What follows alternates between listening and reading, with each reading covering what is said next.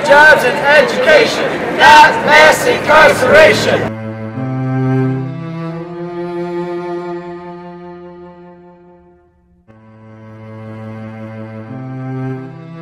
My name is George Baba Ng, and I went to prison in 1977 for the worst crime you can imagine. I killed a man who pulled a gun on my wife, and I had absolutely no right to take another human being's life. And I'll live with that forever.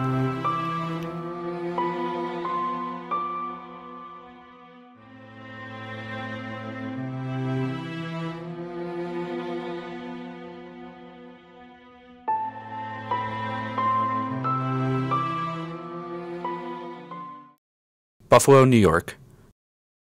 Once a forgotten, struggling, Rust Belt city, recent development efforts are focused on revitalization, and more people are seeing Buffalo as an exciting place to live. Hope is high in Buffalo as development and construction in areas like downtown and the waterfront continue to improve city life. But this development doesn't mask some of the city's deep-rooted problems.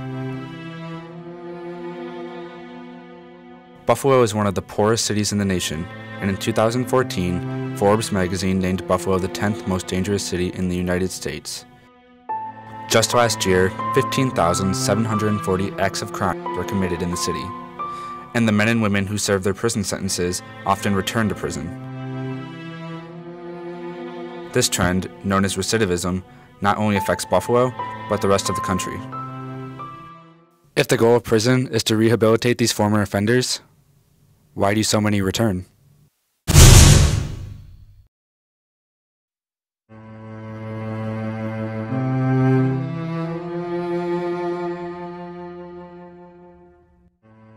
My first offense, the one that led to me getting prison time, was burglary in the 3rd degree. I broke into a house. I was intoxicated, and the stupid thing about it, I didn't get anything out of the house. Actually, I only got a year for the crime. I ended up doing 8 months. Then I got out, and 3 months later, I broke into the same house again, the very same house. Recidivism is much more complicated than you might think. It can be defined in many different ways, and I think some of the confusion about statistics surrounding recidivism has a lot to do with definition. It can mean simply returning to prison after a prior prison sentence. It can be more narrowly defined as a new arrest that returns someone to prison. It could be a technical violation of community supervision rules. So recidivism is what you define it as. Because when I committed that crazy, horrendous, terrible crime that I committed 37, 38 years ago, I had no idea of what I was doing, other than the fact that I didn't value the man that I killed, because I didn't value myself. But had I learned to value myself early on, there was no way in the world I would have shot that man. But nationally, the figures come in somewhere between 60 and 70% of those incarcerated. The recidivism rate in New York State for the first year after release is at about 37.5%. And of course, then that rate goes up in year 2 and in smaller percentages in subsequent years. It occurs because people who go to jail often don't have any options when they're done. So once they get out of prison, besides all the consequences of living in a hugely controlled environment, lots of violence, lots of isolation, lots of routine, to coming out to this crazy chaotic world we live in, very often they have a hard time adapting. Add to that few reentry programs that transit people from prison back into the community, and a community that really doesn't believe in serve your time and everything's forgiven. What we really like to label people felons and isolate them. We want to make sure that they stay out of the community? Well, they don't take the options afforded to them while serving time in prison as to either learning a trade or furthering their education to actually become something of themselves once they are released from prison. Prison doesn't do it. Prison is not going to punishment. I know we need prisons. You got to have prisons. If you break the law, you know, in America, you gotta pay. But it shouldn't be the end all. It can't be, because it doesn't work that way. That's why we see recidivism rates so high. All right, because people are not thinking in terms of transformation and rehabilitation. People are only thinking in terms of punishment. Once people go to prison, there are long-term consequences, so they can't vote. They can't get a driver's license. It shows up as a felony. Very often they'll be in for 7 to 10 years, sometimes 20 years, 20 to life. It can be quite significant.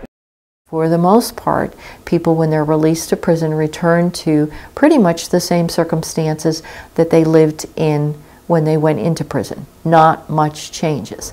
And unless something changes, we can, of course, expect the same behaviors and the same results. So our responsibility is to change that reality.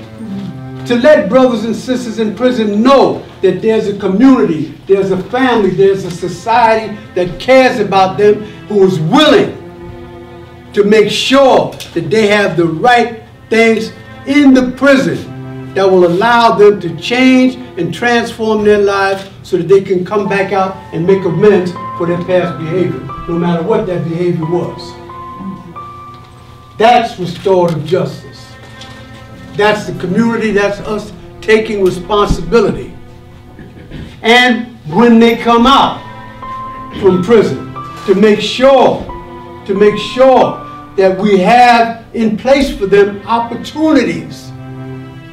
One of these opportunities was a statewide initiative announced by Governor Andrew Cuomo in 2014.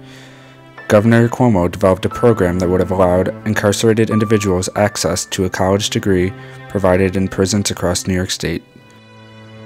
However, this controversial plan faced opposition from Albany and was ultimately dropped. Education makes the likelihood of positive adjustment to society once a reentry takes place than anything else, all right?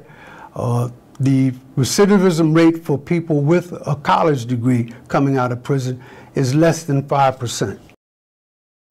If those people do not return to jail at a savings of $60,000 average per individual, as a taxpayer, I want to save that money, and I want that funding not to go to continuing an overburdened correctional system, which is extremely expensive. I want my tax dollars to go to improving education for those people in the community and reducing crushing student loan debts. I think that it would be short-sighted to say, because I don't have it easy, we don't want to make it easy. But in the end, it's giving them something they didn't have when they went in, and it would increase their options when they got out. Personally, I feel they could do more follow-up. Social workers, more so than just see them once a month, once a year. Track the criminals better upon release, if they're able to.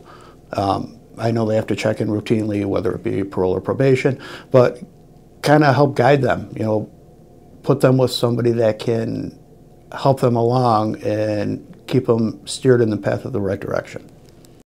We have to change the culture and the way that people think about how to respond to crime in the first place, all right? And this is why we support Prisoners of People 2 and Back to Basics Outreach Ministries. We support restorative justice as opposed to retributive justice. In the retributive justice system, nobody is really served, all right? People are punished, of course, and there should be punishment for crime, but there should also be an opportunity for the person who committed the offense to change. And that is what is missing from our prison system today.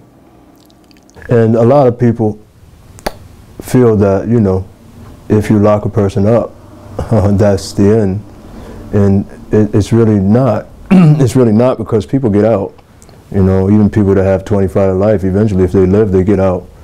And there has to be some kind of structure for them to come to that helps them transition back into society. And I'm going to end it with what I always say. What do I always say? Power belongs to who? The people. Power belongs to who? The people. Power belongs to who? The people. The people. Who are the people? We are.